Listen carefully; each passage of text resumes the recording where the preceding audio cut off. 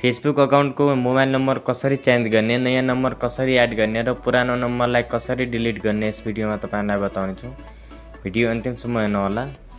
र phone number change गर्नको लागि तपाईले फेसबुक ओपन गरेर यहाँनिर फेसबुकको सेटिङमा जानुहोला। फेसबुकको सेटिङमा जाने बित्तिकै सबैभन्दा माथिनिर मेटा अकाउन्ट सेन्टर लेखेको हुन्छ, त्यहाँनिर क्लिक गर्नुहोला। र त्यसपछि तल पर्सनल डिटेल लेखेको छ, त्यहाँनिर क्लिक गर्नुहोला। र त्यसपछि कन्ट्याक्ट इन्फो लेखेको छ सबैभन्दा माथि, त्यहाँनिर क्लिक गर्नुहोला। र त्यसपछि यहाँनिर जुन मोबाइल नम्बर तपाईले एड गर्नुभएको छ या जुन मोबाइल नम्बरबाट तपाईले आइडी खोल्नु भएको छ यहाँनिर सो गर्छ। र त्यसपछि एड कन्ट्याक्ट नम्बर लेखेको छ।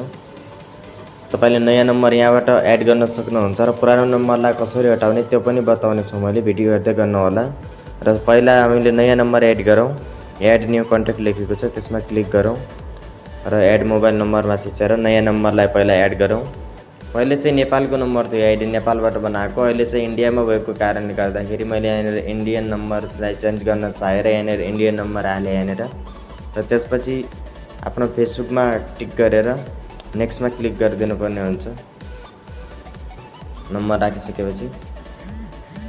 र त्यसपछि ओटिपी आउँछ, हेर्न सक्नुहुन्छ आइसकेको छ। ओटिपी राखिसकेपछि नेक्स्टमा क्लिक गर्नुहोला।